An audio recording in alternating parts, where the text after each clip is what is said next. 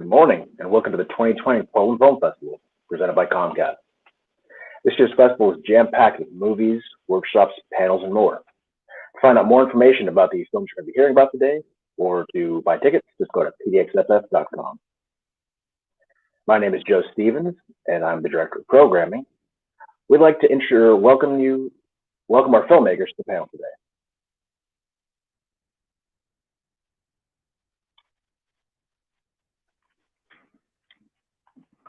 Hey.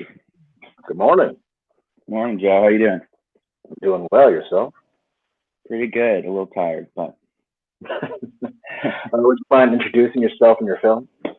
Yeah, my name is Cooper Fitch, and I directed and wrote Macy's Parade. Nice. Would you give us a quick synopsis? Yeah, so it centers around the matriarch of a family, titular Macy, and her struggles to try and maintain peaceful and pleasant Christmas dinner. A very relatable story. Yeah. Do you mind telling us though how you came up with this idea? Yeah, well, it's kind of loosely based about around my own family gatherings. We have a pretty large family, so sometimes the events can get kind of hectic, and lots of personalities, and yeah, I kind of started thinking about it, and then was joking about making the movie, and so I got it put together, and we actually shot in my grandparents' house, so it's kind of funny. Always really good to have just something where you go shoot. Nice. Your cast was perfect. I mean, they really captured that chaotic feeling you can get around Christmas. I mean, it felt like just your family. It was just that. Yeah, no, I thought the cast was great, and this thing, it's pretty there's definitely action, but it's definitely performance driven. So we made sure to we casted SAG because I wanted to get good actors, and I think it definitely worked out for us because some of the performances are fantastic. They really were. Do you have any challenges shooting this film? Yeah, I mean, like anything, we didn't have enough money, we didn't have enough time.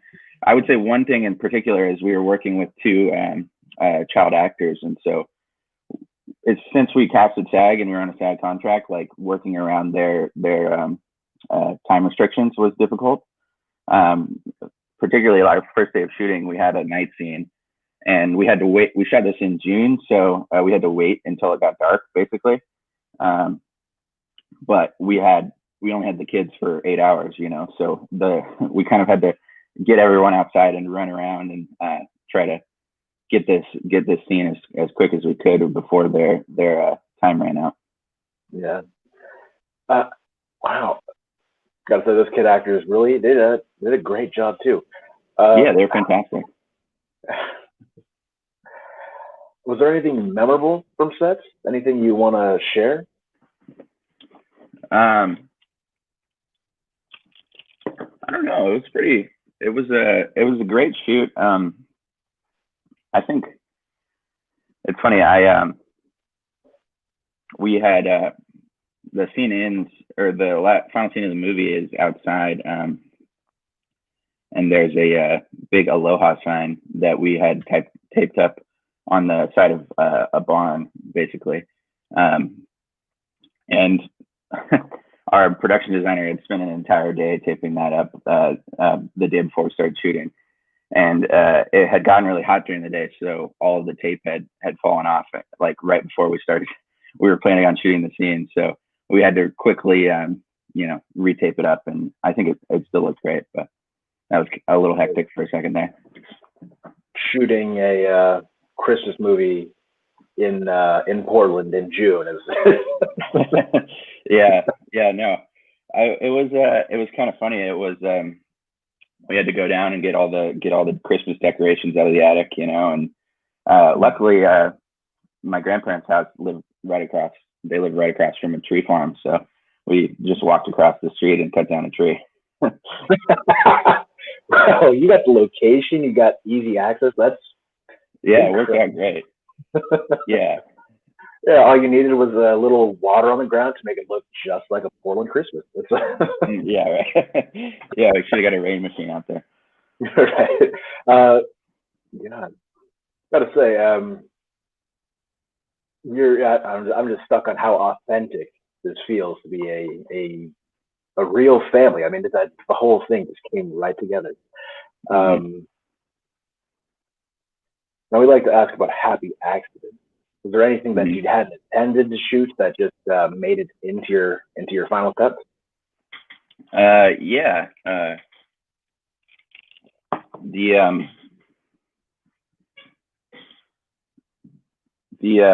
There's a scene after the tree falls, kind of halfway through the movie, and there's a scene after that where everyone's kind of getting themselves back together. Macy's cleaning up, and Frank and Alice, the father and daughter of the family, are kind of standing there, looking over the scene. And that has been scripted, but I would just say, like, Alice, our actress Beth Thompson, her reaction, those two, their interplay together was incredible. And like we kind of let them go and improv together, and it was hilarious, you know. Just their reactions to the whole scene and her kind of side eye looks, you know. Yeah. Well, this movie was incredible. Do you have any other projects coming up you want to talk about? Yeah, I am working on. I have a script for another movie. It's called The Dinner Party. It's a suburban drama thriller set at a dinner party, and I'm kind of like moving towards. I think I'm going to try and shoot it this spring. The whole COVID of it all is making that difficult, and I got some money together, but I need a little more. And yeah, I'm really excited about it. I think it has a chance to be really great. So. Well, it sounds interesting. It seems like you're doing a lot of relatable pieces, really grounded. So. Yeah. No, I definitely. I don't know. I tend towards the realism of it side, you know, or naturalistic, because I think I'm not interested in, you know, fantastical stories. I think most of what I want to think about is, you know, the interplay of relationships between normal people. Well, you did a great job. Can you remind us what block you're playing here? I'm playing in Portland block number 2. Perfect. Thank you so much. Yeah, thanks, Joe. You can buy tickets to see Macy's Parade at pdxff.com. I think we have Thea up next. Good morning. Good morning. How's it going? Doing pretty good. Yourself? Good. Thanks for having me. Would you mind introducing yourself and your film? Sure. I'm Brooks, Brooklyn filmmaker, and my film is called Coney Island August. It's a very interesting title. Would you mind giving us a quick synopsis and where the August came from? Where the what came from? The title? Oh, I guess your title. Yeah. Well, we shot in Coney Island in August, so that was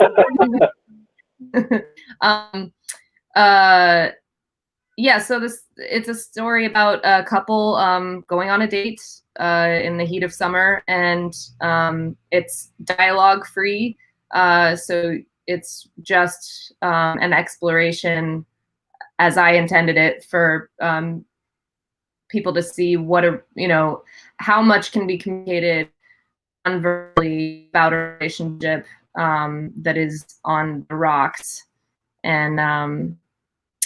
And I just had so many images in my head as I was wanting to create this thing. I love words, but I just didn't want to use them in this particular exercise. So, yeah. Could you tell us where you came up with the idea? I mean, no dialogue was interesting, but a lot of your imagery was, especially towards the end, was pretty moving. Thank you.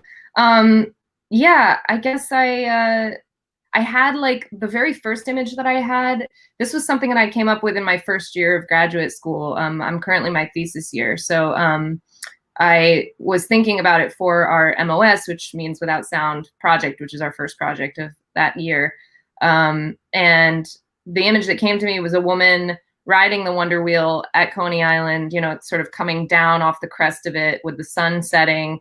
And she's got like, originally I was thinking she'd have sunglasses on and then she'd take them off and there would be shoes underneath.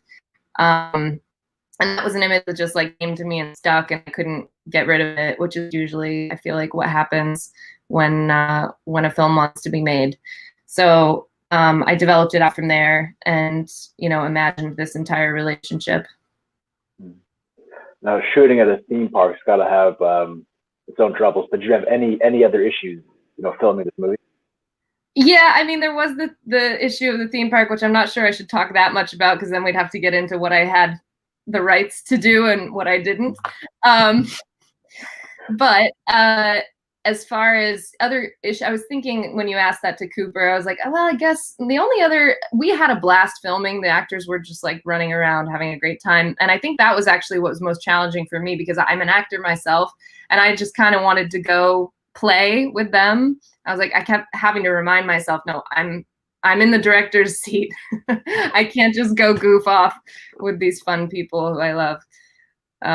So just, you know, keeping a straight face and getting the work done. Keeping it, that's fair. What was your favorite moment from shooting? Did you, you know, take time from shooting to play any carnival games? Did we play any games? I guess not. None that weren't on camera being shot. But well, what I did gain physically from the shoot is I now own a fish.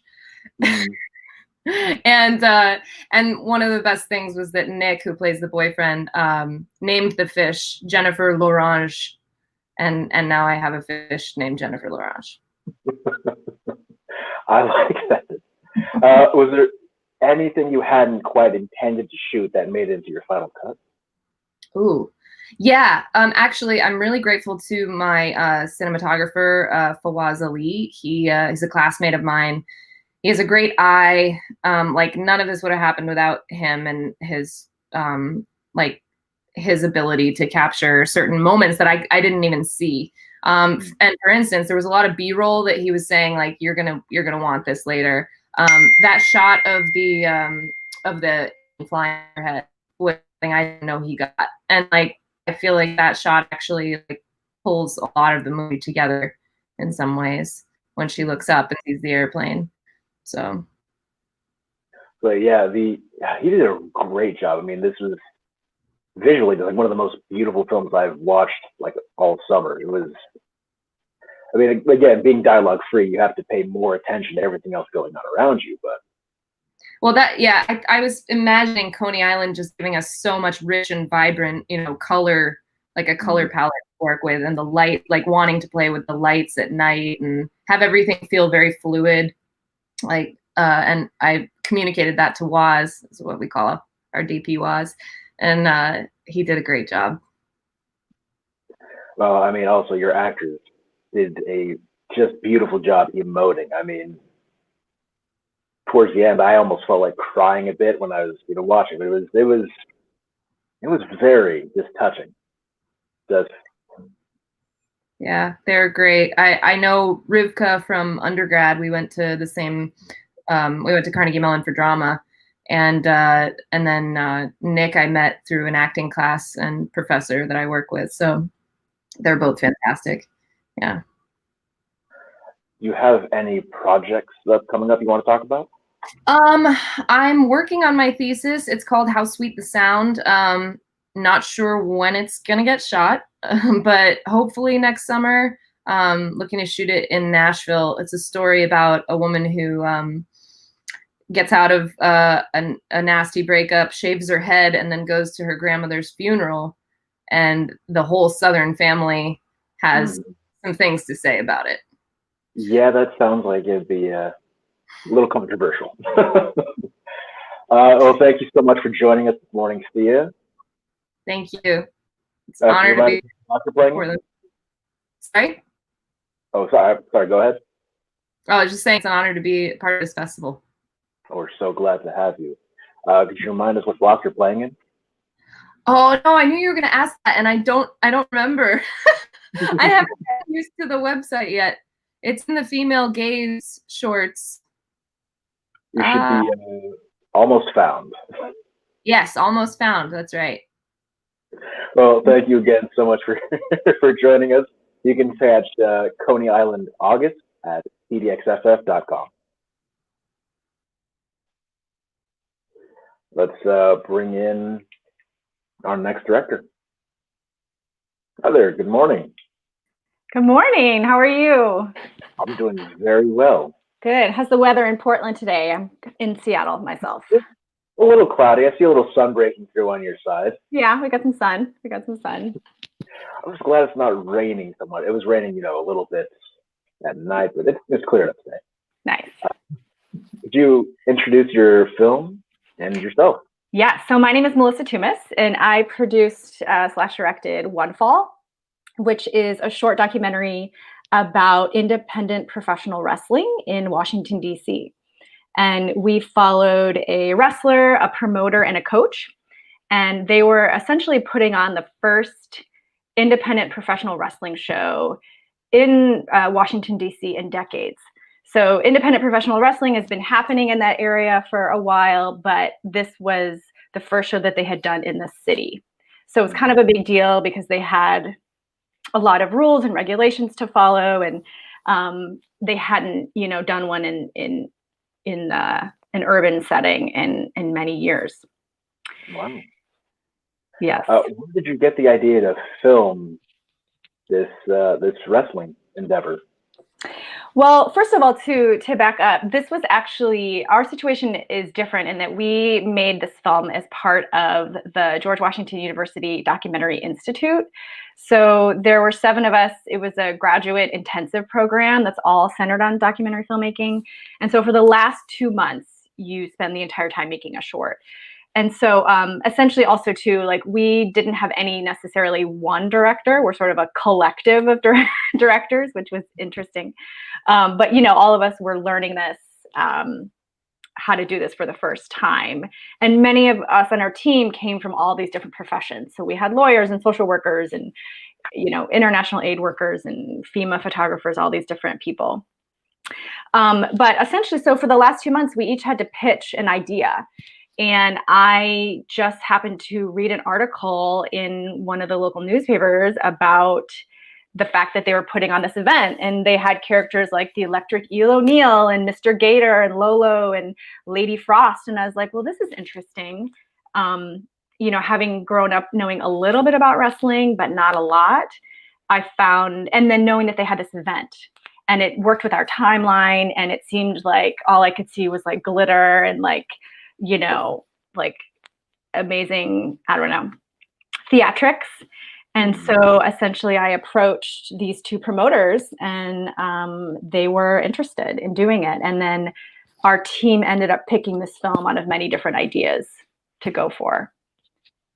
So as a person who's never really watched wrestling, I've never thought about the behind the scenes part of it. I've never seen how much work goes into creating these events.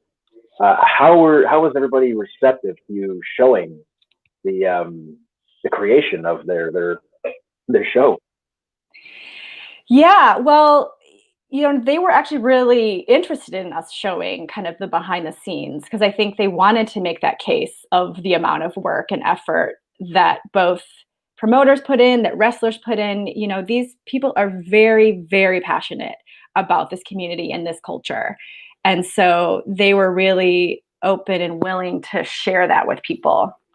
We did, have a lot of challenges with them too, in the sense of on our team, none of us were really, well, one person was actually really familiar with like wrestling culture, but many of us weren't. And so, we were kind of coming in as outsiders to the wrestling community.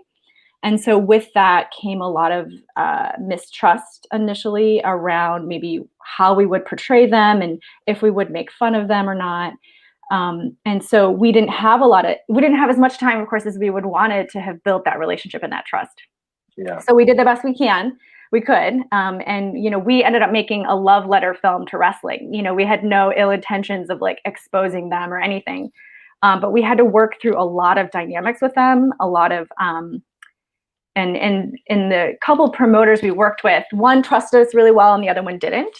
And so they initially controlled our access pretty significantly, which we respected and of course worked with. And then there was a point that access really opened up. So we were more free to then contact all these different wrestlers and really hone in on the characters we wanted to work with. So,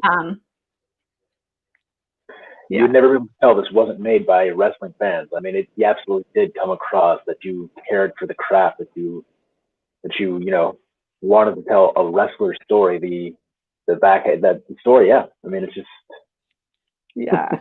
Well, we became wrestling fans. I mean, honestly, we became wrestling fans through this process. And many of us even went to a few shows after we stopped shooting. And they're the most amazing, fun events. In fact, there's an independent wrestling scene in Seattle. I'm sure there's one in Portland. I don't know what's happening with them now during COVID, but, they're really, really fun events for like a night out.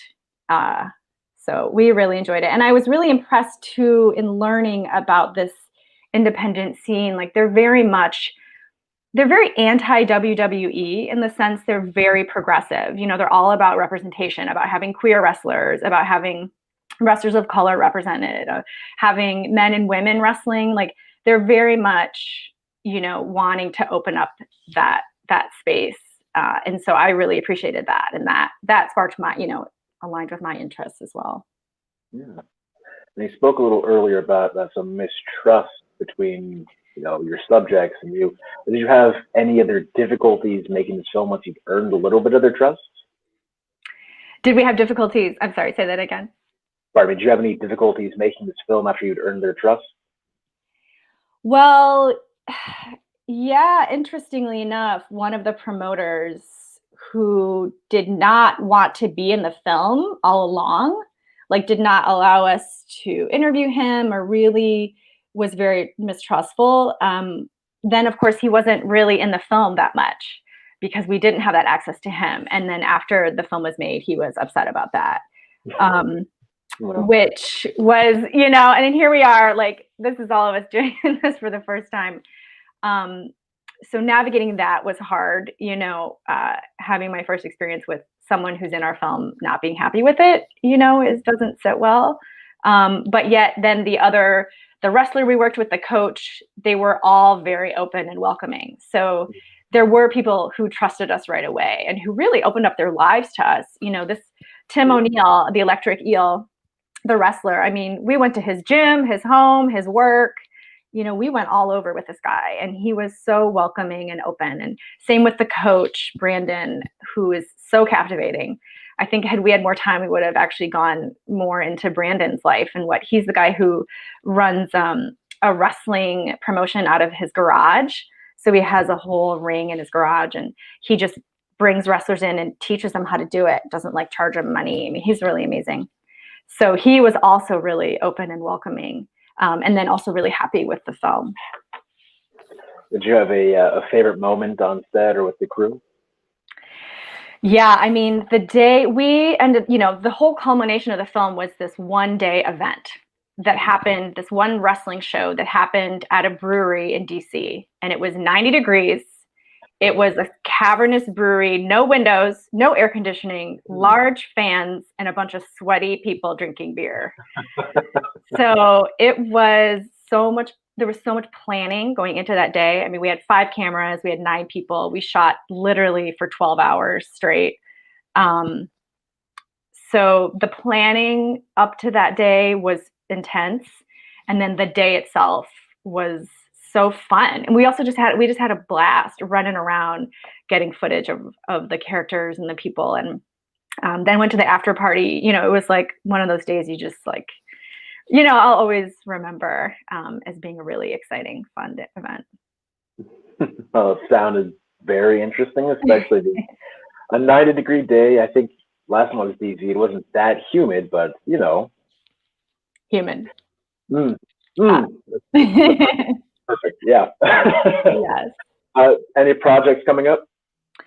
Well, my I don't have any. I have a couple of film projects in like early stages, but I actually have kind of two careers. I actually work in sexual violence advocacy as well as do freelance producing and cinematography and editing and stuff. So my projects are more like working with clients and trying to pay the bills, but also kind of I'm interested in really trying to offer more documentary style videos to nonprofits and organizations and educational institutions and groups who want them and need them, and to try to do that at like low or minimal cost would be the ideal. So my project is more like a business idea coming up, but ideally I want to be making more films too. So there's a couple ideas that are just too early to even talk about, but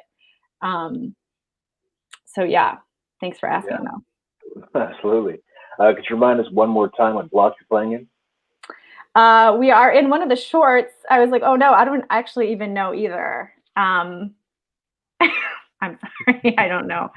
I can't recall. No. Looks like you are in I Am Found. I Am Found. Thank you. Sorry, I know you asked that question and then I meant to like Google it and I didn't get a chance to. It's all good. You can catch One Fall on the I Am Found short block at pdxff.com. Thank you. Thank you. Take care. Okay, we have looks like Ken up next. Good morning, Ken. Hey, what's up? Hey, how you doing, Joe? I'm doing well. Yourself? I'm doing good. I'm just chilling right now. Doing good. Feel that. Would you mind introducing yourself and your film? My name's Ken Fury, and I made Intercept Signals. Could you give us the quickest synopsis?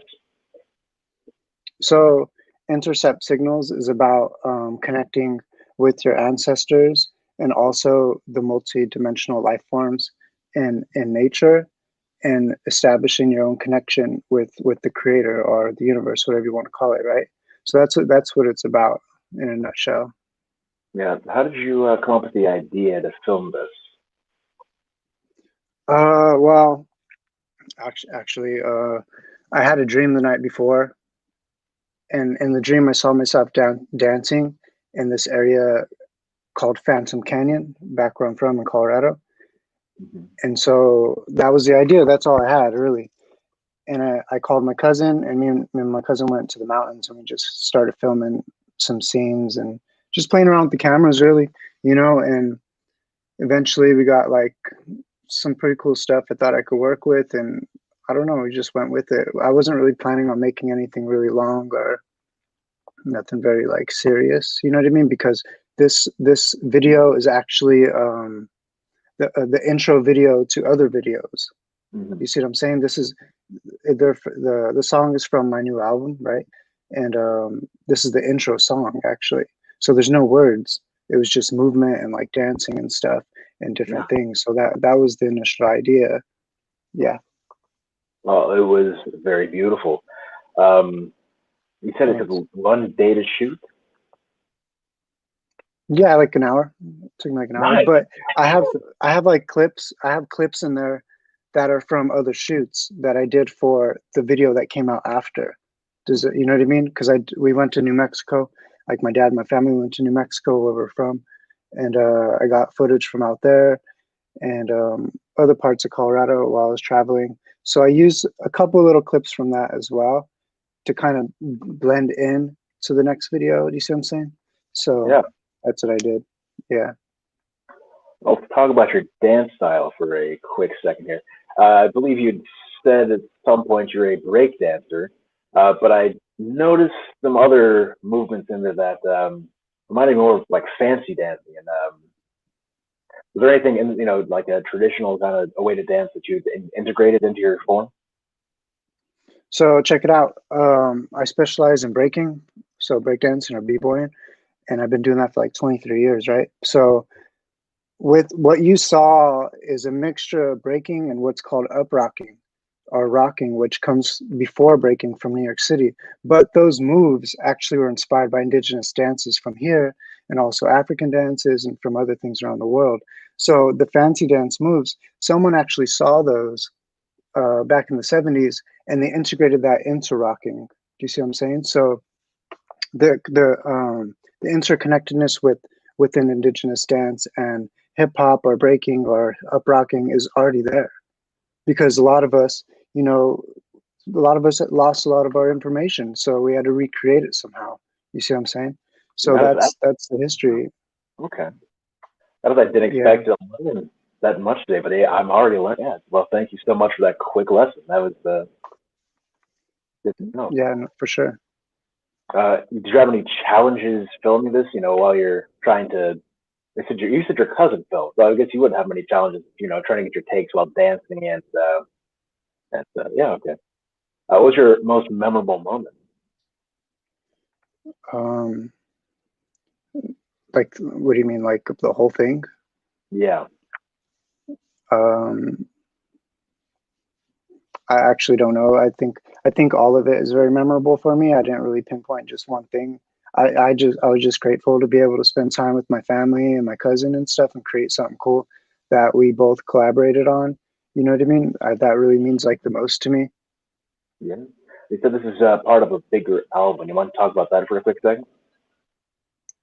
Yeah, this is a music video, basically like a short film kind of thing for my album. And I released the other video. It's called Distance of Eyes, like a few months ago. I didn't submit it to your festival because it wasn't done in time. And yeah, that's out. That's in a couple of the film festivals right now too. And then yeah, I'm planning on filming a couple more. One's almost done actually, the next one, and then maybe I'll just like stop it there for this one, and then the next album maybe I'll make some more, of course, you know. Sure. Yeah. You have a next album in mind already.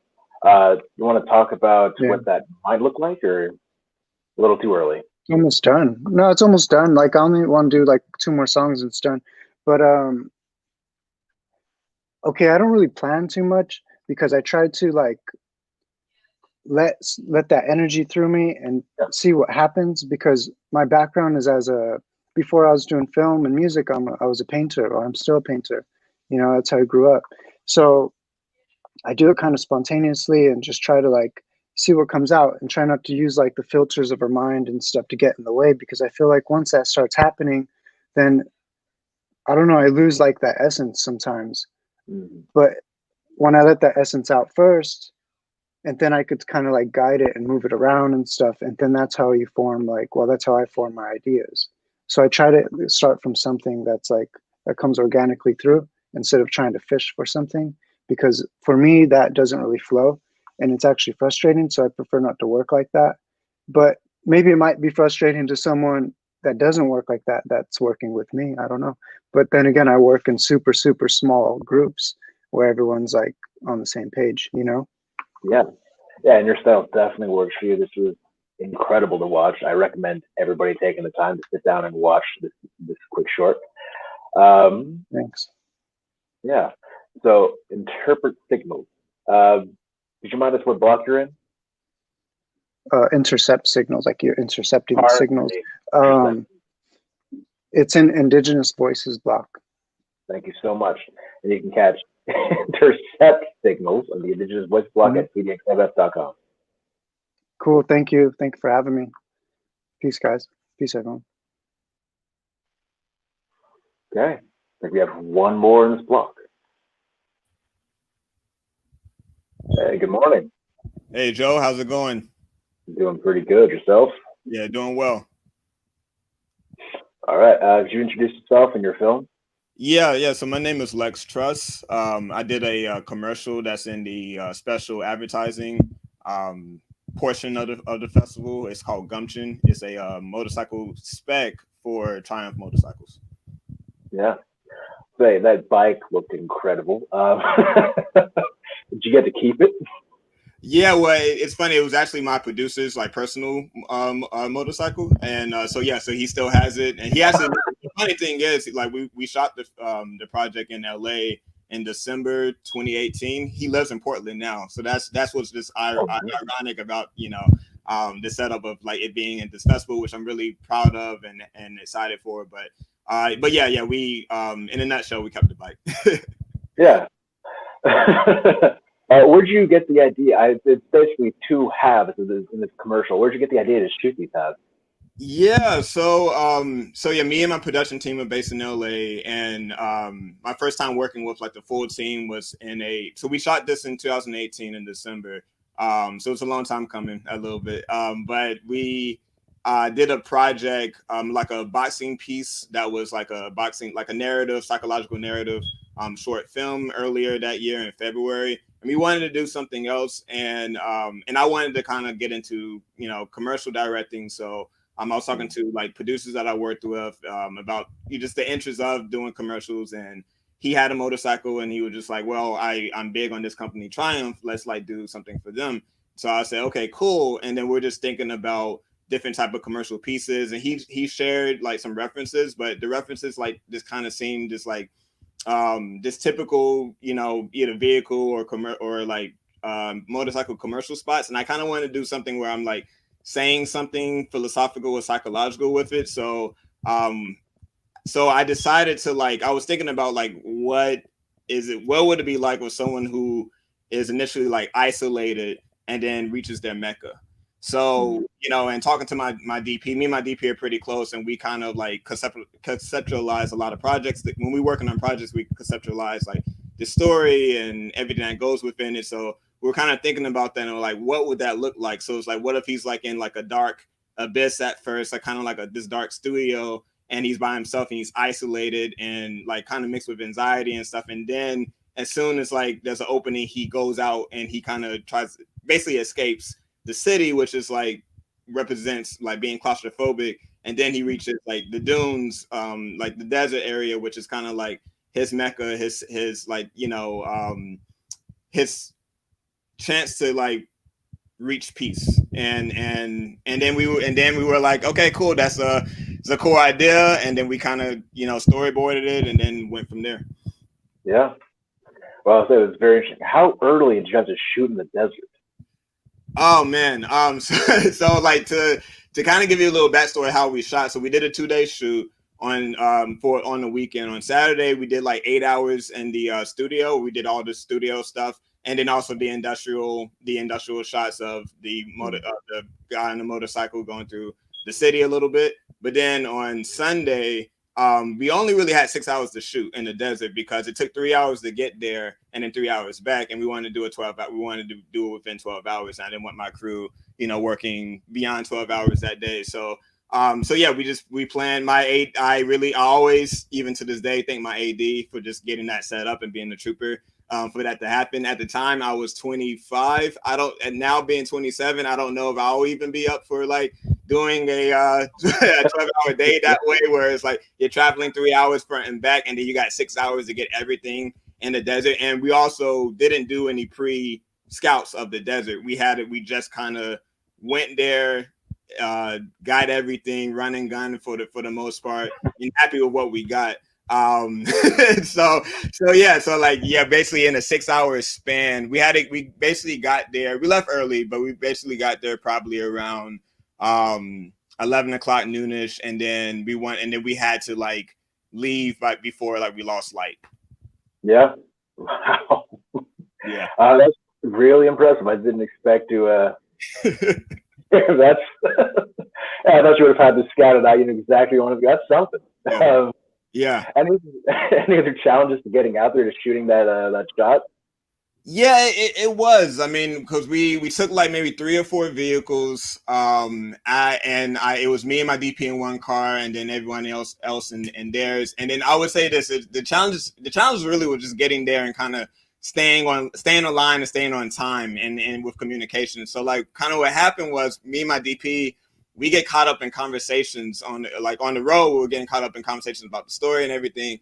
We forgot to like get off an exit for food there, like, because we were going like our AD planned for us to like, we're going to stop and get food on the way to the desert. Well, we just kept on going. And so we were just like, all right, well, instead of turning around and meeting you guys for lunch, we'll just get there because we haven't seen the place. We'll just get there and scout everything. So we got there early, which is great. So we were there maybe like 30, 45 minutes before everybody else. and then I think my AD was last. By the time she got there, we were ready to go, and we did what we had to do. And so it was cool. It was fun. I mean, we had to nix some things. We were playing around with different things when we were there, but it was good to kind of have that extra time to do so. I think the toughest part was the drone shots. It was like just kind of like getting that, finessing those, and getting that,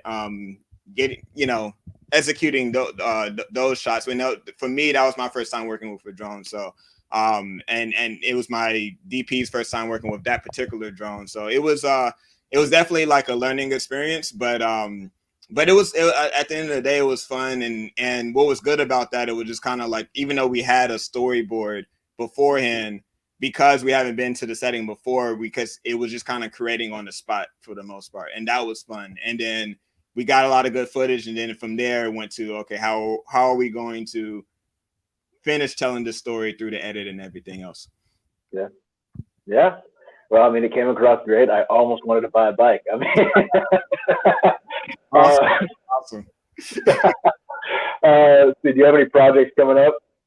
Yeah, I mean, so I have a project that I shot last year that it's in the festival circuit now, but it's ending because No Budge is going to do its. No Budge is a film curated site, and it's going to do its online premiere, actually set up for October 27th. So like in a couple of weeks from now, it will be.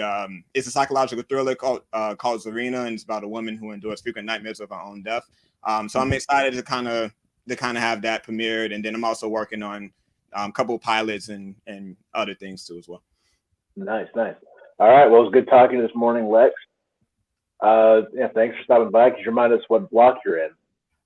So I don't think it was a block in particular, but I know it's for like a special advertising program with and that will be up. All right, you can catch this block soon at pdxff.com. Thank you so much for stopping by this morning. All right. Thank you as well, Joe. Appreciate you. All right. I believe we have time for a panel here so we can bring the rest of our directors back in.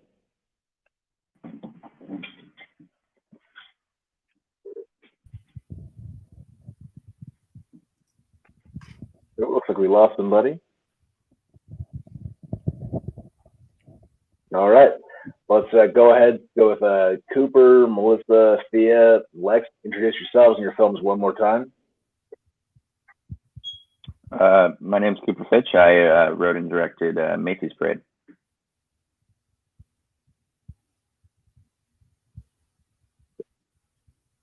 You're both muted. All right.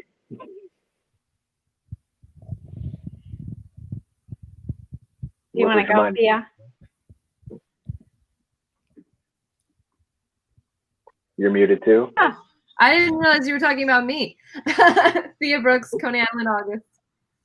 Of course, we have to go in the same order, you know. I'm just kidding. My name's Melissa Tumis from the short documentary One Fall.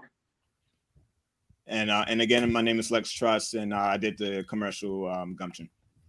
Yeah. All right. Thank you guys so much for coming back this morning. It's been pretty early, honestly, but you know. Now, you all had very interesting shots with color. How important is color for you personally to tell your narratives, or to get your narratives across? You mean generally, or with these specific films? Oh, generally. I mean, I find color really important. I've always been drawn to color just in terms of like fashion, beauty, you know, nature. So I do think it's an important element when I'm thinking about my filmmaking, for sure. Yeah, I think color theory is very important, and especially in narrative, and you know, what you dress the set or the character, and you know, trying to evoke what their emotions or you know, their character traits. Yeah, I think color in documentary is interesting because we don't have any control over what people are really wearing or doing, and we want them to just be their normal, authentic selves, you know. And a lot of times, I know we were shooting where we didn't have lights or the ability to put up lighting, and we had to just kind of run and gun. And so I found the coloring process, you know, the post process, to be really amazing. And our colorist did, I think, a really great job. And I'm fascinated just at the detail and the amount of craft that really goes into a colorist's job. So I really highly respect it, and wish I could do it, and always striving to do it better. Yeah, for me, the aesthetic of color theory and then even the coloring process is like one of my favorite process of filmmaking. And just kind of determining what, kind of like what Cooper said, just like what colors say about a character, what colors say about the tone and theme of what's happening. And like in my commercial, it was black and white and color, so it was like a lot, you know, you can say with the switch of and transition from color tones. Now, we always like to ask about happy accidents. I believe we did that for most of you. But leading to that, how important is flexibility? I know documentary filmmaking is a little different because you have no control over much, but how important is flexibility to you as a narrative filmmaker or a documentary filmmaker? Was that a question for me? For everybody, yeah.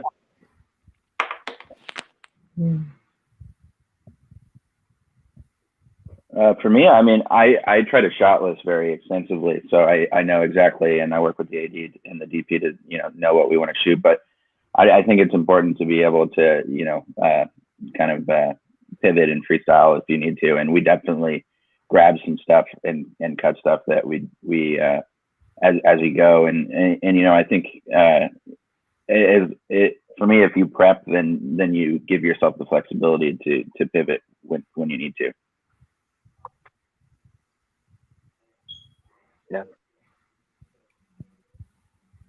Yeah, I think more than just flexibility, just having like a good attitude when things go south. That's really important. Yeah. So I believe you all have projects coming up, and mostly we're shooting in the spring or summer. How, since COVID's probably not going anywhere anytime soon, how are you going to be trying to get around this as best you can?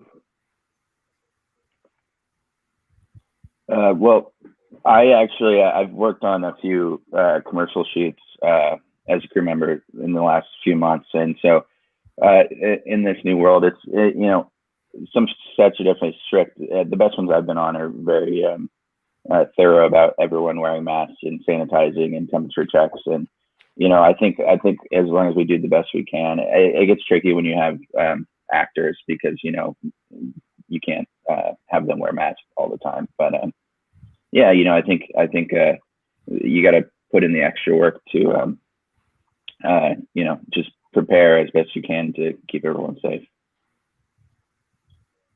Yeah. I don't know so much about getting around. Lex, are you gonna say something? Oh no, go ahead. Oh no, I was just gonna say I don't know if it's about getting around it as much as like we're about to shoot a SAG project, and they have pretty specific, pretty tight rules right now, and just doing the best we can to comply with them, like to make sure that they're there for a reason. Yeah, I actually might be doing a short commercial piece for a clothing line that actually has face masks. So I started to kind of like maybe do it where the actors on camera can actually wear the face mask, and that may be just easier to like, not easier, but just safer and then cautious, just to to kind of make things work. So I mean, obviously, like if it's a film or anything else, like you can't have masks in it. But I was just kind of thinking like maybe for the next piece, having something that start off safe and then figure it out from there. So, but it's still something I think I'm sure we're all like figuring it out and going through the process of. Yeah. Now, here's something I forgot to ask any of you earlier. How have you seen your film resonate with audiences if you've had screenings? Yeah, we had two festival screenings in the DMV area, Washington, D.C. And there's some funny parts to the film. I think towards the end we have a lot of like wrestling fans who say some pretty epic comments. Like there's this one fan who basically talks about the wrestling show that we filmed, the big, climax of the film. She basically says how that was better than her wedding. And she got married at a WWE event. And so we were just like, this is gold, So we've seen some people, particularly in that area, connect with it, think it's fun. And again, I think be intrigued and interested in independent professional wrestling. But also, since these indie outfits are all over the country, and it's gaining a little more attention, it is relevant outside of the East Coast. So we're excited to, have it on the West Coast, Pacific Northwest.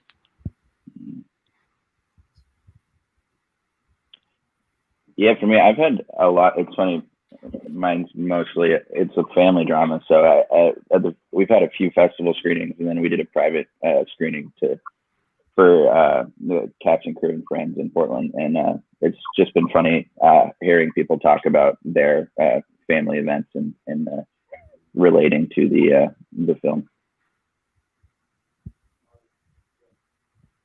Hopefully I've never had the tree fall over, but once a year something goes. Nobody's lit themselves on fire in a couple of years, but we have something go wrong every year. Yeah. Well, anything can happen. One word, in one word, do you want to tell us how people should walk away from your film feeling?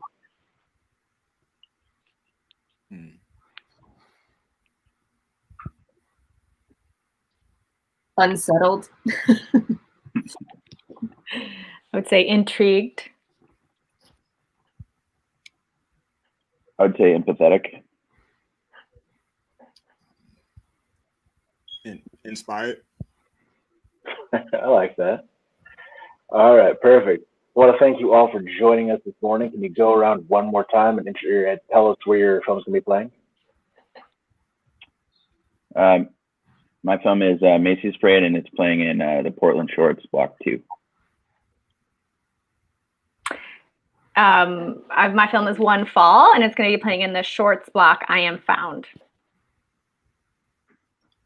Mine is Coney Island, August, and you're going to have to help me again. It's playing in the Shorts block, female gaze, something.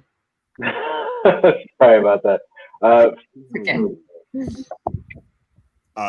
Yeah, my commercial is called Gumption, and it's playing in a special advertising program. I'm not too sure, when that's announced, but it's playing, and that's the program that's part of.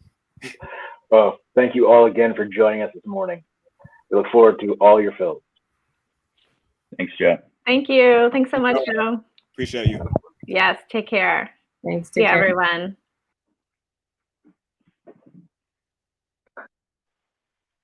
Okay.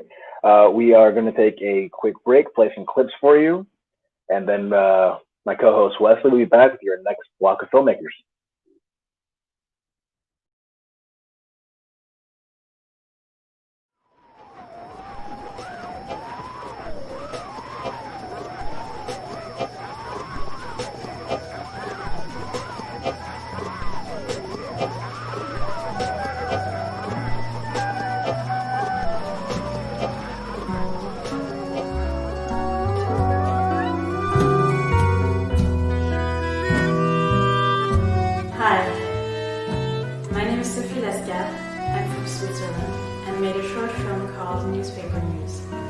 About a woman who reads the news in a newspaper and experiences the terrible truths of our time.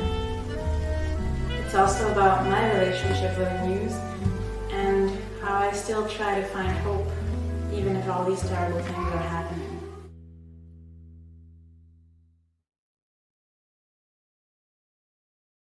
Hey, I'm Doug Roland, writer-director of Feeling Through, coming to you from Los Angeles, California. Feeling Through is the first film ever to star a deaf-blind actor. I made it in partnership with the Helen Keller National Center, and we are thrilled to be a part of the Portland Film Festival. In addition to the film Feeling Through, we also take it around the country as part of the Feeling Through Experience, a fully accessible 3-part screening event that also includes a supporting documentary following the process of casting and working with our deafblind actor Robert Tarango, as well as a panel discussion and Q&A with the deafblind community. If you want to find out more about that, go to feelingthrough.com and sign up for our mailing list. We'll let you know about the next opportunity to catch that whole experience as well. But in the meantime, check it out at the Portland Film Festival. We'll see you there. Hi, my name is Jackie Party Scripps, and I directed the music video for K Astra's Softly Tread. So what really struck me about this song when I initially listened to it was it's got this really dreamy 70s quality to it.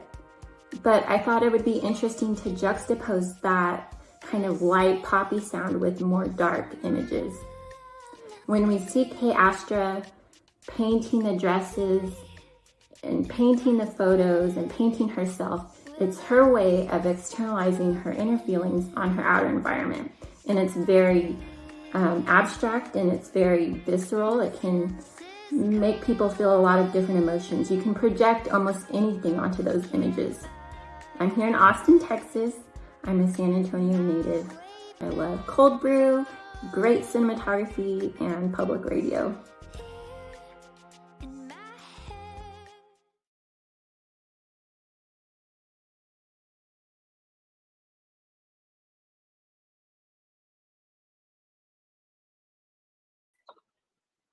Hello, everybody. My name is Wesley Crawford. I am going to be handling the second round of chats with our independent filmmakers this morning. Big thank you to Joe, who talked with our directors for the first hour. Big thank you to Cooper, Thea, Melissa, Ken, and Lex. All their films look incredible. And as always, you can check them out at pdxff.com. Get a pass, get a ticket, check out our events. So without further ado, we're going to move right along into our second group of directors, and we'll bring our first one on right now. Hello.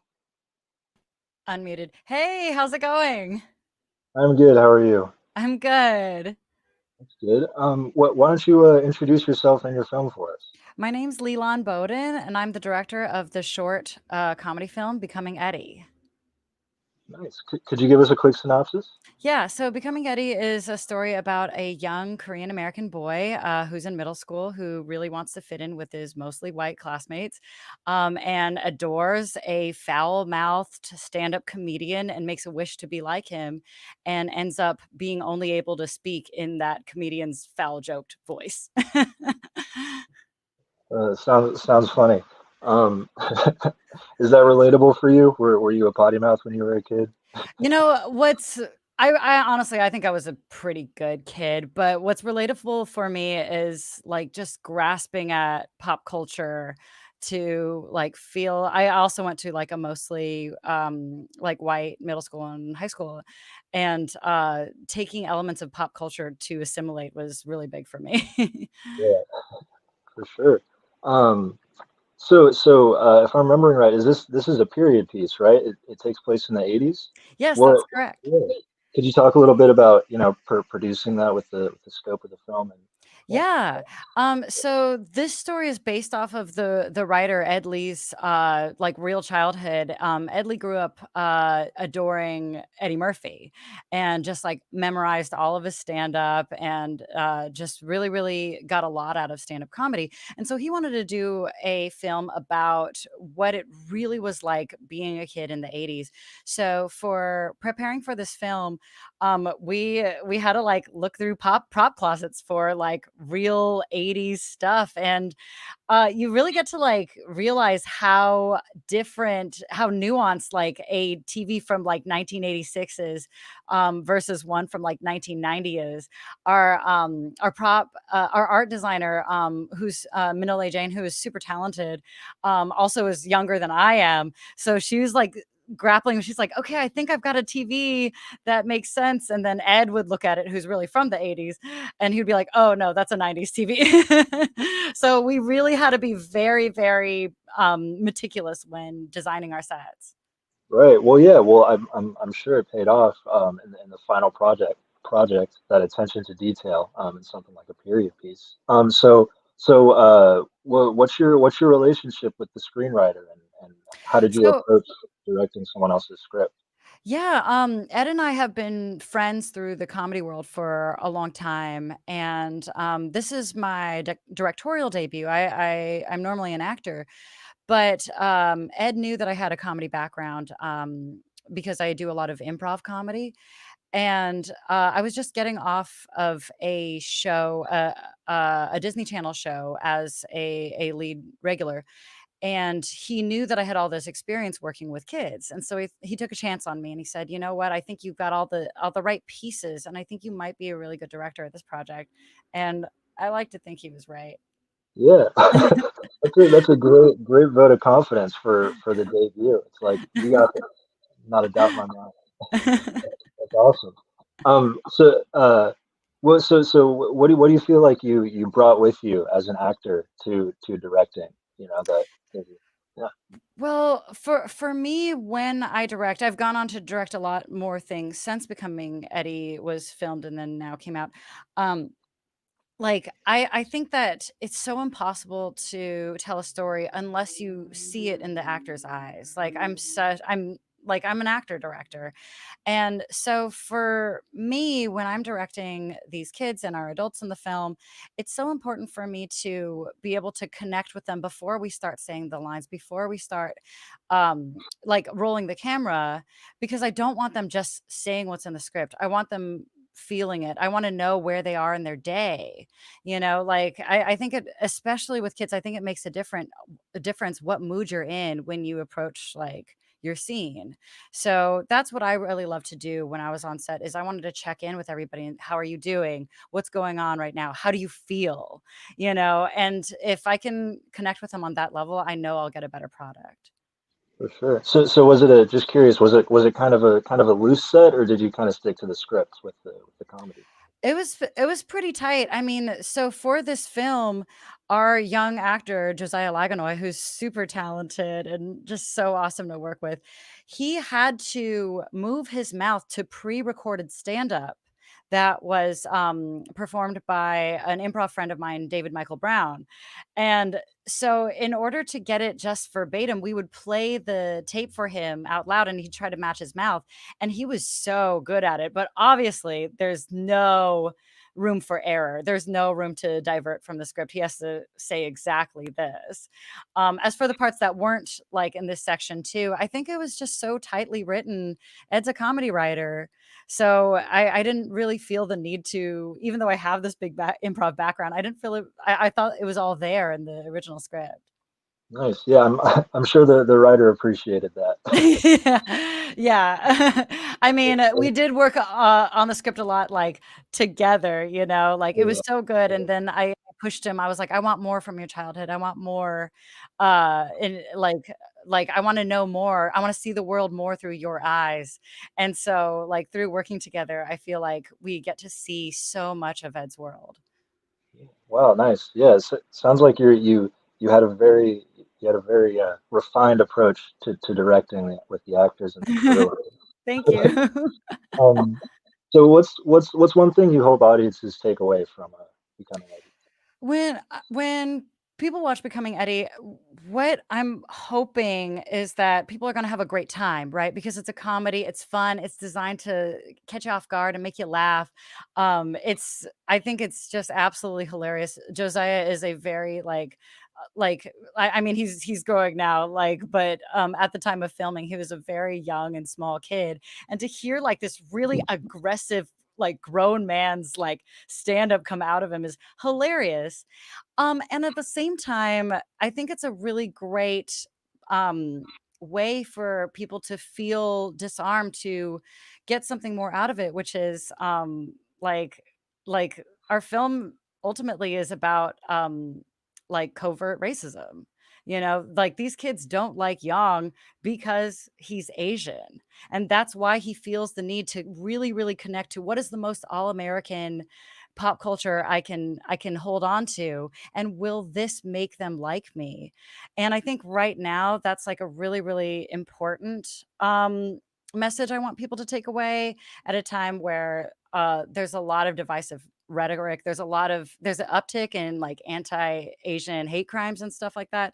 And I feel like as an Asian person myself, we're constantly fighting a stereotype that like we're like Asian Americans aren't necessarily American. You know, like that we're seeing. I just read like a Washington Post article that like Asian Americans are seen as perpetual foreigners, and that's like what's happening underneath the surface of this movie. You know, after all the laughs and stuff like that. So I hope people are able to take away both.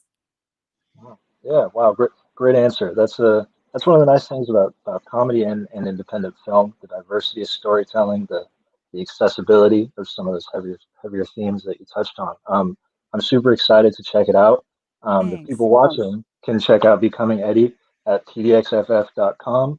I believe it's in the Laughing at You block. The comedy. You can get tickets to that at pdxff.com. Thank you so much for chatting with me, Lana. Thank you, Wesley.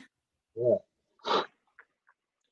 Cool. So, moving right along, we're going to bring in our next director to talk about their film. See who we got. Hey, Chris. Hey, Wesley. How's it going? It's great, man. It's great. I feel so happy to be a part of the Portland Film Festival. It's been awesome. You guys have done a great job making it feel like a festival is actually happening, you know, even though we were virtual. Well, those of us that are away from Portland are virtual. I know there's some live stuff going on, but it's been really cool how y'all put that together, pulled it off. Cool. Well, we really appreciate that, and we're thankful that you took the time out to come do these little chats and whatnot with us.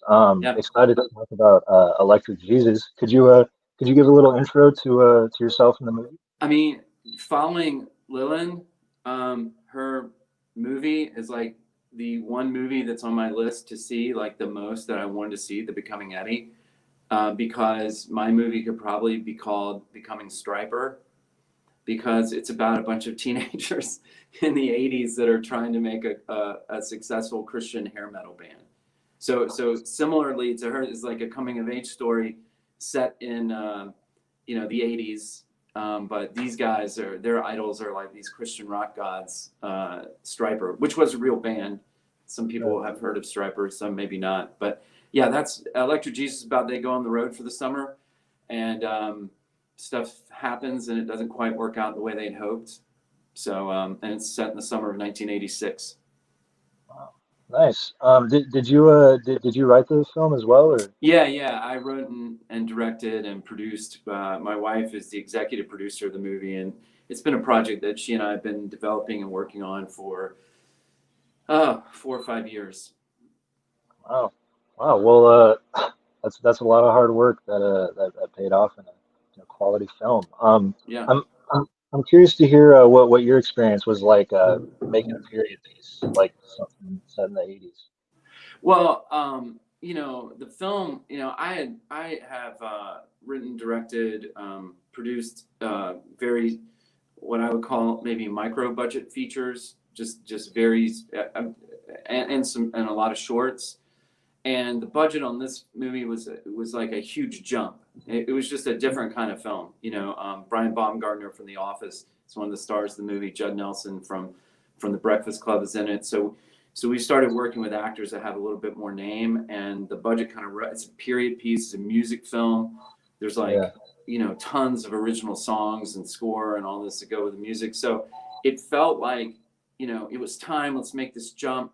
Let's put the money together. Let's make this film, and we did. But the making of it was very challenging because it was so different than anything we'd been through before, and kind of humbling in a way. It was like, I think we can do this, and then getting into it, there's just the challenges were strong, but at the same time, you take a big leap. You try something really big.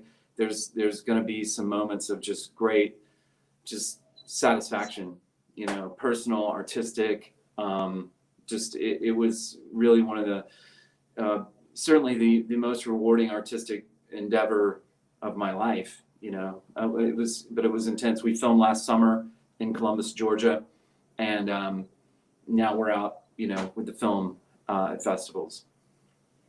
Yeah. Wow. Well, yeah. No. I mean, it sounds like such a. I mean, everybody. I feel like I say that to everybody. It sounds like such a big undertaking, but I mean, really, you know, so much work. And I'm curious too, because it's a music comedy. What's I guess one question, two parts. What's your like relationship or background with music, and sort of how did that help or hinder or make it easier or harder the production process? You know. Well, okay, so I grew up in the '80s, and I was part of a Baptist youth group, and in South Carolina, and Christian rock music was kind of a part of that. Like, there was some music we weren't supposed to listen to, but pretty much anything Christian rock we could.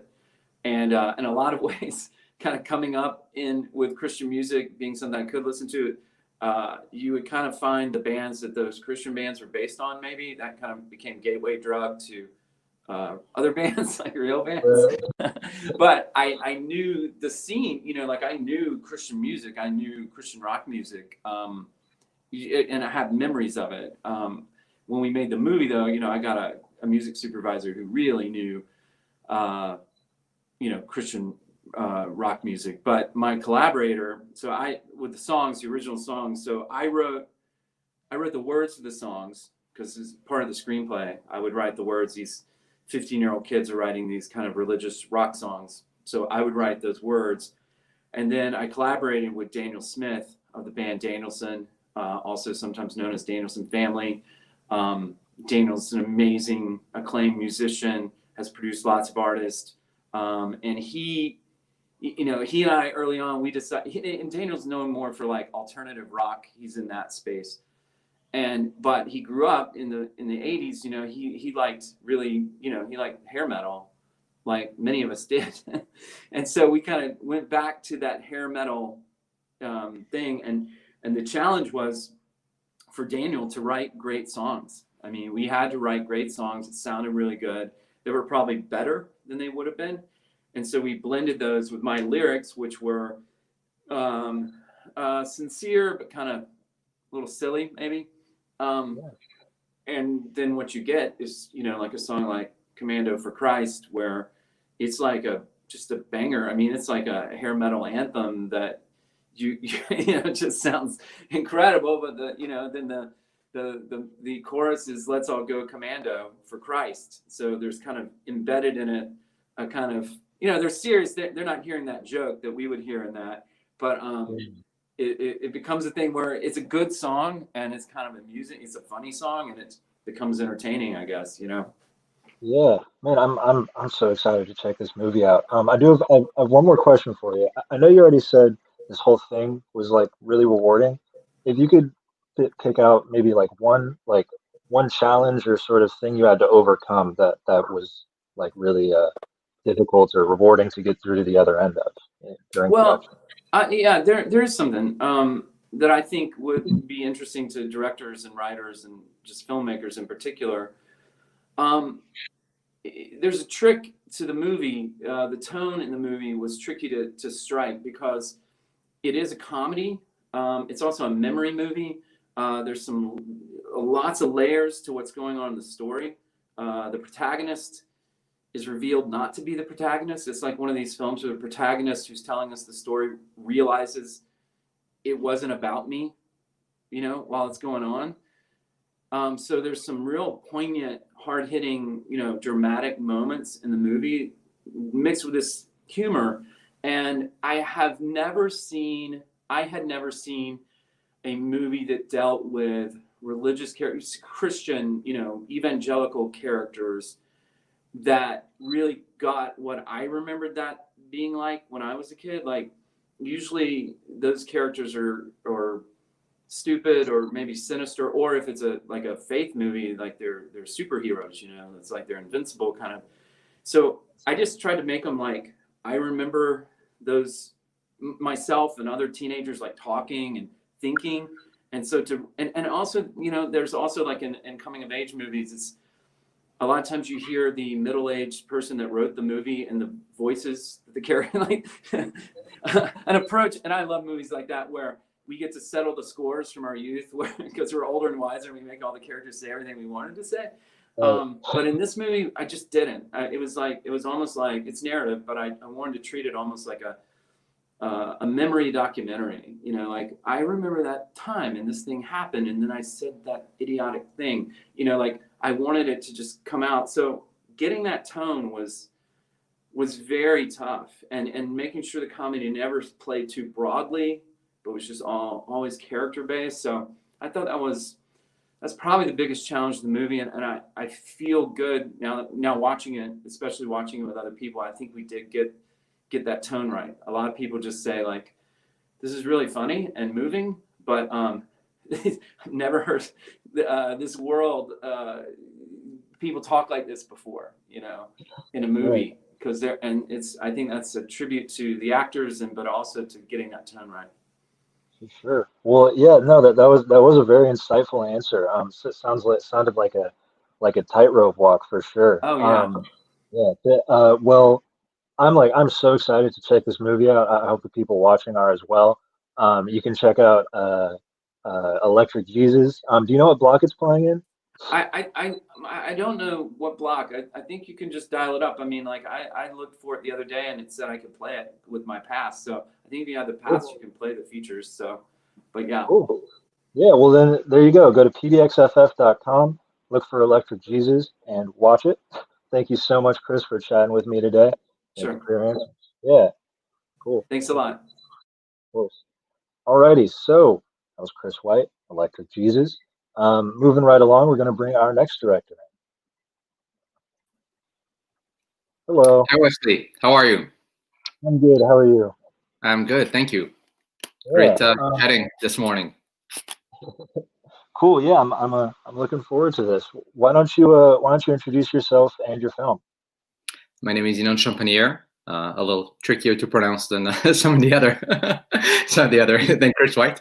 And my film is called Paper Spiders. It is a story about coming of age in the shadow of mental illness. It's a mother-daughter movie about a daughter who gradually comes to realize that her mother is suffering from paranoid delusions and tries to help her, but it is paranoia is something that's very, very hard to deal with or confront. And the movie follows their struggles and eventually the path toward healing, while navigating all the lesser problems of high school senior year. Right. How would you? This might be a tricky one, so I apologize if it is. How would you describe the sort of I don't want to say genre, but maybe mood of the film, tone? It's a really good question, and that is it's a bit tricky. I think that Chris just spoke about the balance of comedy and drama, and I would say that for us also the probably the biggest challenge. The movie, it's a drama. It definitely begins more comedic. It begins as more of a dramedy, and then gradually as the story progresses, it becomes more of a heavy-hitting, serious drama. And that was something that was more of a product of it was actually a product of two things. The reality of the story is that when life begins for the protagonist, she's just a girl in high school going through life and she's living in a world that is more, comedic. She does not have, serious problems. So a lot of it seems like the more familiar, high school coming of age world, which lends itself to more of a dramedy world. But then gradually, as she becomes aware of her mother's mental illness and begins to deal with it, and it only aggravates and becomes worse and worse, it gradually becomes more and more dramatic, and even very emotionally, heartbreakingly dramatic. So and then gradually, ascends back. But so that was partly a result of the story. Kind of sometimes, rather than you designing the story just dictates to you what it wants to become. But then also it was actually also a product of my co-writer and wife, Natalie, and the story is very personal to us. It's inspired by a true story. And when we started discussing it, we said, this could very easily be a very sad movie. talking about mental illness is not easy. And so we wanted to sweeten the bitter pill a little bit, and we felt like it would be nice to balance it with some humor and entertainment, and also we have some funny comedians in the movie, and finding that balance between comedy and drama was probably one of the bigger challenges. So it begins the drama, gradually comes the drama is the short answer. Wow, yeah, no, so it sounds like a very very nuanced approach. I'm curious, where does the title come from, Paper Spiders? It's you find the answer at the end of the movie. No, it's fine. It's not a big spoiler. And as we wrote it, we decided to leave it open to interpretation, although it is very tempting to interpret it. So I can go ahead and interpret it. When we decided to write a movie about paranoia and paranoid delusions, we're looking for something that would symbolize it, and we kept toying around with different ideas. Some of them indeed involved something like paper shark or paper spiders, some kind of a threat that is not real, as in like shark spiders, but then paper. And then at the very end of the movie, this is a little bit of a spoiler, when the mother does finally arrive at the psychiatric ward of a hospital, and she's treated, we're trying to think of, it's the very end of the movie, and we didn't want to spend a lot of time there, and we felt like we already understand that she's now on the path toward healing, and wanted to cut in the final montage to a shot that would represent how she's been there for a while. And so we see in an earlier scene, taking the pill cups in which she receives her medication, and kind of transforming them into little paper spiders. At first, we don't know what she's doing, but then eventually, when we pull back from the windowsill of her bedroom at the hospital, we see many of them lining, and we understand that she's been there for a few weeks. So in a sense, it was a metaphor for paranoia as well as a metaphor for hope and recovery.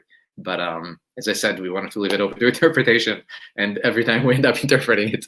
But if people have other interpretations, they're all welcome.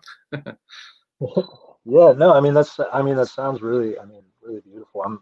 I'm I'm not, just that description. Oh, they went away, but you got me some goosebumps. You're just describing the shot on it. So, trying to think. So, you wrote this movie with your wife, with your partner? Yeah, with my wife and co-writer. We write everything together. Gotcha. So you're like a little writing team then. What's that like? It's a lot of fun. I mean, we get to make up stories for a living. We wake up in the morning or middle of the night, and just how about this? How about that? Maybe this idea. So it's a lot of fun, and it's extremely useful as a writer to have not only a writing partner but also a bouncing board. Very often you have an idea that you think is brilliant until someone tells you otherwise, or so we get to also filter each other's work and bounce ideas. And on days, some days I write, and let's say she's out on errands or whatever, and I very much try to recreate the process of bouncing ideas. As I type, I ask myself questions, and okay, so how do we know that this person is, et cetera, et cetera? Oh, I guess one option would be so but it's obviously so much more fruitful to have that conversation with a person who contributes great ideas. So it's a lot of fun. Is a short answer. Yeah, man, I bet it sounds like a blast. Do you guys have any upcoming projects in the works that you'd like to talk about? Yeah, we have a bunch, but it's always until they actually reach the point where we know that they're going to happen, where they're going to enter pre-production. It's always just a lot of fingers crossed. We wrote a number of projects that we set up with different companies. Some are thrillers, some are dramas, some even comedies, and yeah, hopefully they'll materialize soon. COVID had some other plans for this year, but yeah, hopefully more soon. Yeah, well, fingers crossed. I mean, I can tell you're super passionate, super talented, so I definitely have high hopes for the future of that. Thank you very much. As the wife writing team, Paper Spiders is actually the closing night film at the festival, which is pretty neat. You can check it out at the festival for selecting us and spotlighting the movie and the topic. Especially, I mean, we've had National Mental Health Day a few days ago, and we're really grateful for the platform to be able to share the film, of course, as a film, but also to discuss mental illness and mental health, very important topic. Of course, yeah, for sure. Well, we're lucky to be hosting your film. People can watch that at pdxff.com, along with all the other films we talked about. Thank you so much for chatting with me today. I'm really excited about the spiders. Thank you so much. Yeah, of course. Alrighty. We're going to keep it going with our next director. He's going to come in and, you guessed it, talk about their movie. Hi, Alexis. Hi. How's it going? I'm good. I mean, I guess I know how you're doing. I've been watching you for a while. Yeah, I'm yeah. I always get like after like the first few, I'm just like so energized because I just love films so much and hearing how passionate everybody is. Yeah, great. This is awesome. So why don't you introduce yourself and your film? Cool. My name is Alexis B Preston, and my short film is called Mosquito. It is about basically a young girl, Ava, who every time her boyfriend kisses her, it leaves like an itchy bite, basically. And kind of what the building of that leads to and how much she can tolerate it. And it kind of came about kind of the ways that the people we love sometimes accidentally hurt us, and how much of that do you let slide versus how much do you take charge. Yeah. Oh yeah, that's such a like simple but like inventive like concept for a film. Thanks. Did you did you write it?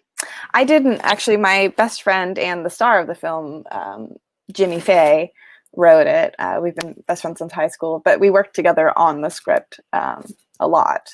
And it's like really a thing that we've talked about a lot, is that kind of like that feeling of like, this thing is happening. I don't think it's a big enough deal to bring up to someone, but it is affecting me. And eventually you're like, no, wait, this sucks. And kind of turn that into a film. Yeah. So what was like a, not necessarily the biggest, but what was the most rewarding thing to overcome in production? Challenge or roadblock? You know what's funny? I mean, it's not funny. So I actually shot it a few years ago, and then just recently had the time, thank you, COVID-19, to actually get it finished. So it was a few years ago, but on, I think the second day, we shot it in 3 days, and I think on the second day, my grandfather died. And we didn't, and it's fine. I mean, we weren't super close, but it was weird.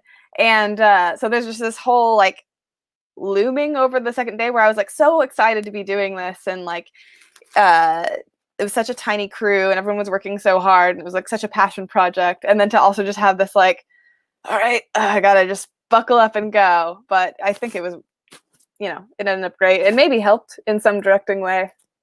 Yeah, potentially cathartic. Yeah. No, that's very admirable. It's like very, very, very gutsy. Yeah. So, oh gosh, a little bit of a brain fart there. No, you're fine.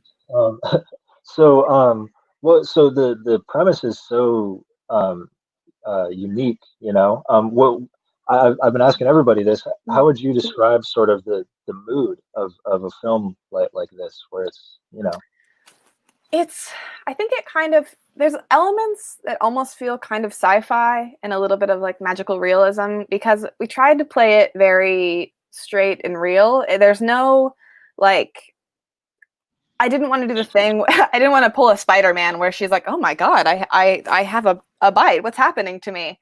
From the get-go, it's happening. And it's non-dialogue. It's mostly score driven. And so I think that's sort of the mood it's almost sinister with the score. And that was my goal, to make you feel uncomfortable even when nothing bad is happening. Because I think that's how it feels to be sometimes in those situations where you're like, everything's fine, but you're just like waiting for that moment. And even when it doesn't come, there's like a tension that you like feel building in your spine a little bit. And the only time that there's no score is when she's alone in the bathroom. And that's, I feel like a lot of us have those, like, our little place that we go where we can finally breathe. And that's hers. Yeah. Yeah, that sounds super. Yeah, music is it took me a while to learn how to appreciate music in films. But it's like what you said, if nothing's happening, the right song, suddenly it's all freaky, right? Yeah, totally. Yeah. It's awesome. So I'm curious, what was casting like? Was it just Honestly, I knew right away, that my friend was going to play the girl, and there were a couple people that we considered for the character, that the mosquito. But it's funny because it is my now boyfriend. But at the time, it was just like, I knew, weirdly, it was a little bit visual of casting, is that I wanted someone really tall because I wanted them to feel spindly. And in some scenes, I tried to enhance that. And he's 6'6". And so I just wanted that, like, bug-like quality in certain ways. And when he's like looming and following her at one point, it just feels a lot scarier. But yeah, it was such a low budget project. Also, it wasn't like I was having any casting calls. It was like, who of my actor friends can I ask to do this? Right. No, that's I think I said it yesterday. It really is awesome, like talking to independent filmmakers, where it's like like in your film, you had this idea, your friend had the script, and you just made it happen. Let me call my friends, let me see what favors I can get done. It's very admirable. Do you have anything coming up in the works that you'd like to talk about? Great question. I also produce and write on a scripted podcast called Hollow Public Radio, and so that is an ongoing thing, and it's a comedy sci-fi project. In terms of films, yes, but we'll see. A lot of scripts. We'll see.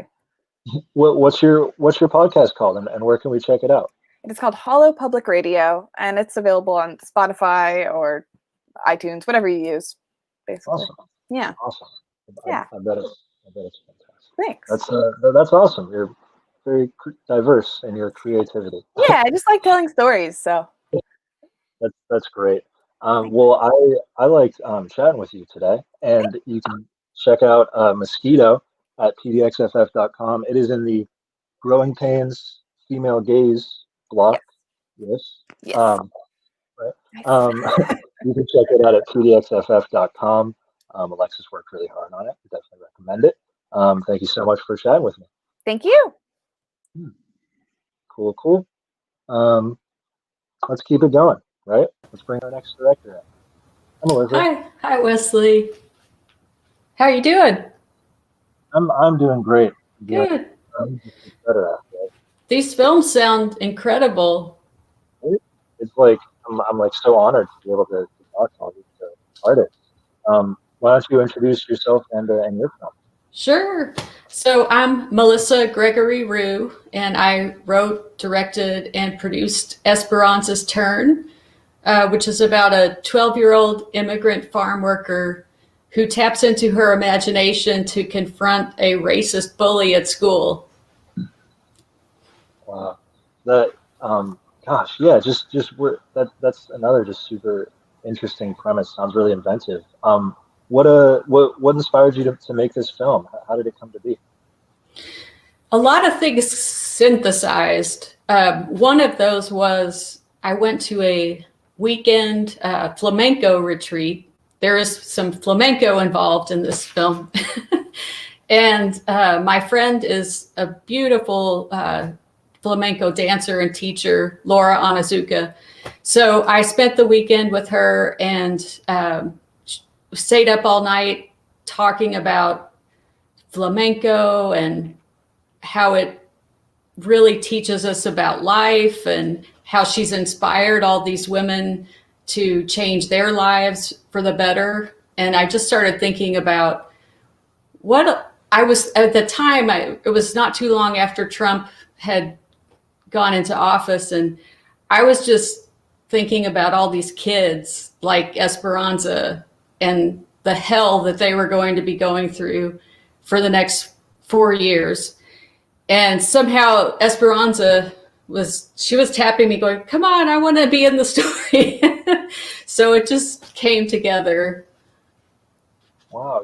Yeah. No, that sounds like a pretty can't think of the word, but very experienced writing the film, enlightening almost. So what was your biggest hurdle in production? What was the toughest thing for you to overcome? I had lots of hurdles. One of the biggest ones was losing our school location 3 weeks before the shoot. And that was a very scary moment, because it's kind of hard to recreate authenticity of a school feel, but luckily everything worked out. Laura at the time was teaching at Lakewood Center for the Arts, and she had a beautiful studio there, which actually we needed for a scene. And I went over and talked to the executive director, and he was just wonderful. He said, oh, so this center used to be a grade school. So we just had to kind of shape it a little bit so that we could pull it off to look convincingly like a school again, which my art director, Scott Brock, did a completely wonderful job with that. And so we were able, but we did a lot of hustling in that 3 weeks before the shoot, and that's the thing. You plan and plan and plan, but there's no way that everything is going to go right. Yeah, it's not. It's just not. So that's I think the more films I make, the more I learn to kind of roll with it. And you just have to be a really good problem solver and not give up. That's key. Yeah, absolutely. I mean, yeah, I like when you said you lost your school 3 weeks before shooting, I got secondhand stressed. I was like, how are we going to find another school in 3 weeks? But yeah. That's awesome that you were able to persevere. It just sounds like you had a good approach and a good team. It actually ended up being even better, because another scene, we really needed a stage, and Lakewood Center for the Arts has its own theater company. So they have their own stage and they have a prop department, and it came with a lighting person to do. It was so this was kind of my, that year that I was in production, I was just going from high to low, Yeah. Yeah, no, that's awesome that it worked out. Kind of funny too, because you can't plan for that at all. So I'm curious, how do you okay, this might be an annoying question, but how do you direct on set, like with actors, with crew, sort of what's your approach? Well, I do a lot of preparation with my actors. The little girl, who's not a little girl anymore, because this was a few years ago we shot, or actually probably 4.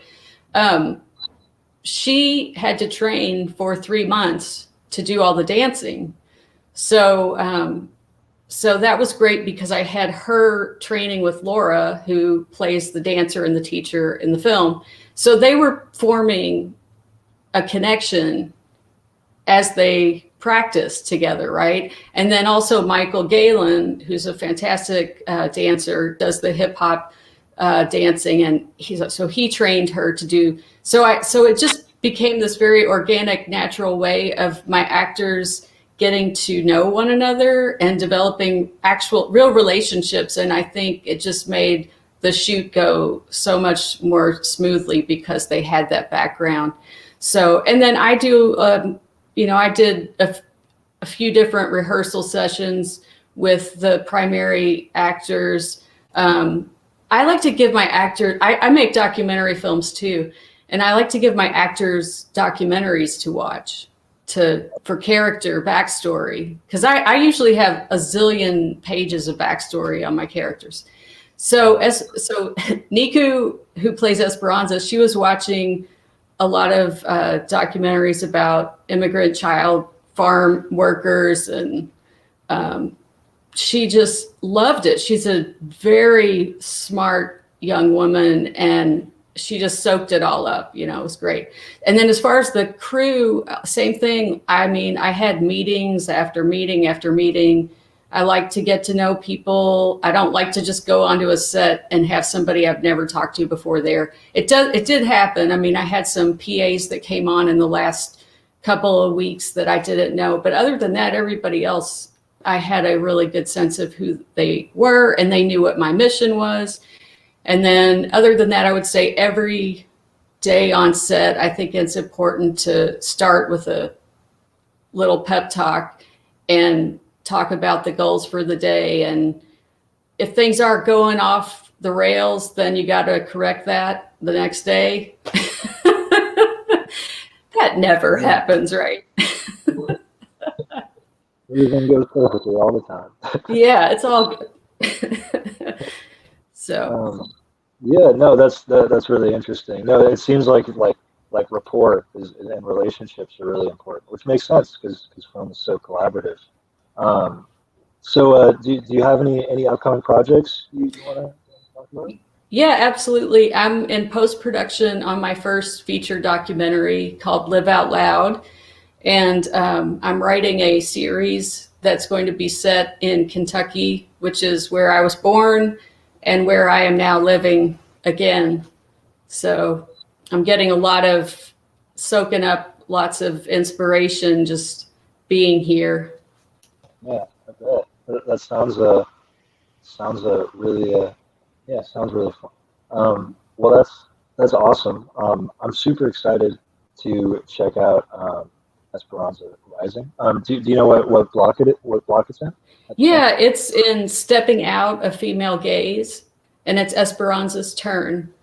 And Esperanza's turn. Oh, my. Yeah, that's okay.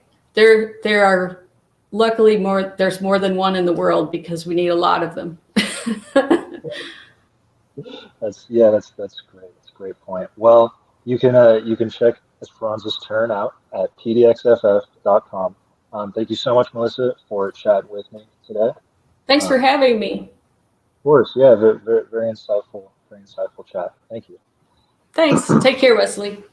Yeah, you too. Cool. So that was our last individual Q&A chat of the day. Real quick, I believe we're going to be bringing everybody back in to do another little group panel thing. Oh, look at that! Ready. So I think unless we want to play some clips, we can get everybody in here. Let's see. Oh, cool. Hello. Alrighty. Cool. Is this everybody? This is everybody, right? Cool. Well, awesome. So, all right.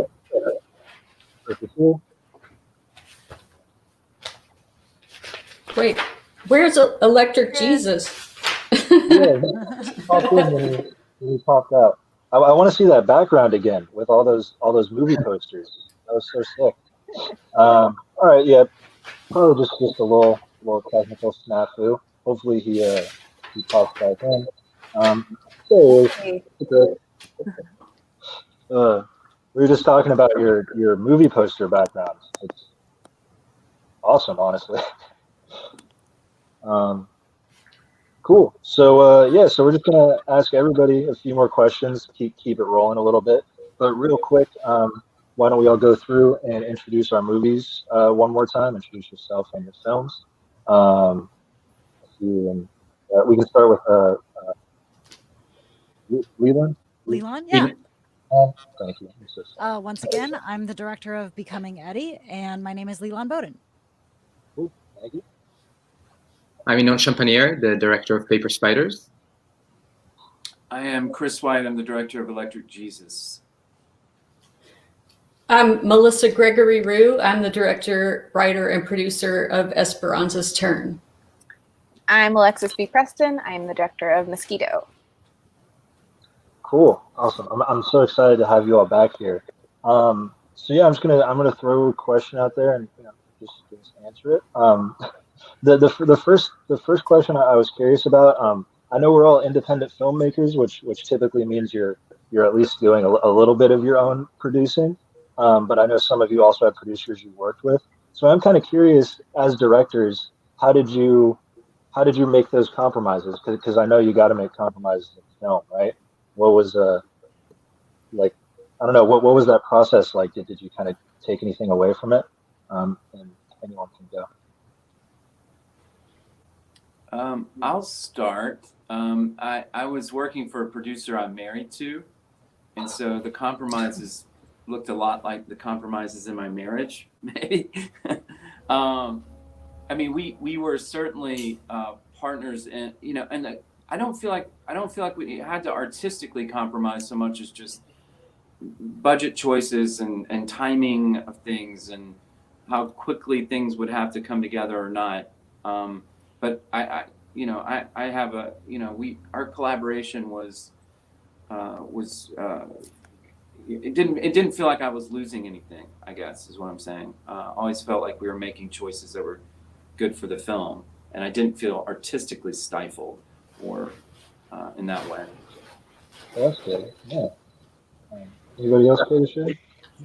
Likewise, we were very, very lucky to have wonderful producers in the movie that not only did they not require any artistic compromises, but really contributed to the vision, both creatively and of course made it happen, logistically by putting the movie together. But having and the producers are and Clemens and also Ash Christian, who recently passed away at the age of 35 a month and a half ago. So that was very, very sad for us. Fortunately, we just got to see the finished film and really loved it. But sadly, we lost him recently. But having worked a lot as a writer and having had to make a lot of compromises for a lot of producers over the years, that especially made me, and also as a director before with previous projects, that really made me grateful to our producers who were so incredibly supportive. And that is definitely not a given. Very, very often that relationship requires a lot of compromises. And I feel very lucky that this was very much the opposite in this case. That's awesome. So, yeah, sounds encouraging. Anyone else care to share about working with producers? Yeah, I had a great co-producer on this film, Christine Mitchell, and she's actually, I'm in a writing group with her. I've been working with her for, 4 or 5 years in a writing group, and she was extremely helpful, but I was primary producer, so I've never worked in a situation where I had somebody producing for me who was working, I've always self-financed and self-produced and direct. So I have no idea what that would be like, but I can tell just by watching what my friends in my writing group go through with their scripts. It's very challenging when you don't have full artistic control. So yeah, I feel lucky. That's impressive, honestly, too. Just putting it all on your back, producing, directing. Well, it's just like you take one hat on, you put another. You take lots of hats, For sure. Alexis or Leland, did you have anything to share? I mean, my experience has been already echoed to our producer, Joyce Lou Countryman, was like so awesome. And not only were there no compromises, but like she's a creative as well. So she hired all the teams, and coming from like a sketch comedy background where it's more similar to Melissa was saying, like every single hat is on that head, you're like going and getting the costumes and you're in it and you're directing and you're finding financing, everything, this was like such a delight for me that there was somebody in charge of all of the logistics, which I think I'm the worst at. Yeah, I think my short was self-produced, and part of me is envious of like, oh, someone else could tell me no instead of me just being like, all right, I guess we're not doing that. We had an experience. Yeah, I did remember this thing that you might find entertaining. There was a part in the script in Electric Jesus where the pastor is reading really bad rock and roll lyrics, like lyrics from a Motley Crue song, Shout at the Devil was the song. And so I had a co-producer that was clearing all those rights. And it was like the day we were shooting that scene, he comes to me and says, Vince Neil says, no, we can't use his lyrics. Mm-hmm. And I was like, why? This is like so badass. This is like total Motley Crue. Like, why would he not? I don't know. But they just said, you can't use the lines. So I just had to write some bad hair metal lines instead. But it kind of felt like it was just really irritating. Like, let me talk to that guy. We need those words. This is a funny scene. But yeah, that was definitely being pushed back on by Motley Crue of all people. Yeah, no, for sure. I'm sure the producer was dreading having to tell you that. Oh, yeah. I'm so sorry. I have a question for Chris. I'm just curious, did you find yourself starting to dress like your characters while you were making the film? I did have a pair. I got a pair of Nike like Air Jordans, like the high tops that were cool when I was younger. So I would kind of feel, but then the kids, the young actors just made fun of me because I was like, these are cool, man. I'm in the spirit of Electric Jesus. I don't know if you can pull those off, Chris. Great question, Melissa. So, kind of in the same vein, just because I'm so curious about production on all these movies. So we talked about the relationship with the producer as a director. What about if you guys? Because I don't know if any of you guys actually were shooting the films yourself as well, but if you were or if you weren't, what was it like, sort of getting the shots? Like, did you storyboard? Did you? I don't know. I don't know. It's kind of open-ended, kind of broad. Might be annoying. Yeah. Well, I could speak to that. I actually, another one of my obstacles was the person who was my DP, who I'd been talking with for 6 months before the production started, injured himself and couldn't shoot. And I found out that a week before our shoot. So we had been discussing kind of concept, and I ended up changing I ended up asking somebody who I'd always wanted to work with, Patrick O'Meara, and luckily he was brave enough to come on board a week before. And so we just had to really crunch, and we ended up coming up with a very different concept for the shooting style. We changed all the equipment. I had to get all new insurance policies. So that was my experience. Wow. Yeah. Yeah. Sounds pretty easy and low stress for sure. Yeah, totally low stress. It's really good for your health. Really good. We also had the experience that we lost our DP to a big commercial that paid a lot more than our movie a few weeks before production, and had to bring someone else on board. Our DP, Zach Cooperstein, who did a fantastic job. And for me, it's one of the most enjoyable parts of the process to work with the DP, and even in pre-production, choose the style and choose the visual look and tone of the movie. And Sidney Lumet said, like the best thing you can say about a movie is when everyone is making the same movie. Because very often you have very talented people who just have different ideas for what the movie is, and then you realize you're just not speaking the same language. But fortunately, beyond being a wonderful DP and a wonderful person, also Zach and I really had the same vision, and it was really inspiring to work together. So that's also not something that's always a given. I've had the opportunity to work with very talented people who just we're not necessarily making the same movie, and it's not necessarily a matter of right or wrong, but you really want that cohesive vision from all the creatives on the project. So yeah, that was great. And then sorry. Oh yeah, so just really quick, just in case anybody watching, because slipped into the film school terminology. DP is director of photography. These are I know all you guys know that, but just in case the people watching at home are like, what are they talking about right now? So yeah, just to clarify. Leland, continue, please. I was really lucky to work with a director of photography. His name's Patrick Wiesel, and he like the same thing with a producer is like not only did they do exactly their job and there weren't compromises, but like they pushed the product forward. And I think that if you get all your dreams come true, you have a team that's constantly like challenging you to like move, like get a better product. And like he was so dedicated to the shot, like standing behind the camera. And we're working with kids. We have 4 like really tight days. You know, the kids have really hard rap times. You know, we're only allowed to be on location certain amounts of times. And so I'm moving, I'm booking, getting these shots, and he's still sitting there like trying to like, can I make it a little bit better? There's one scene in our movie where there's a piece of incense, and he wanted to like grab the incense just as like the right amount of like burned off piece fell.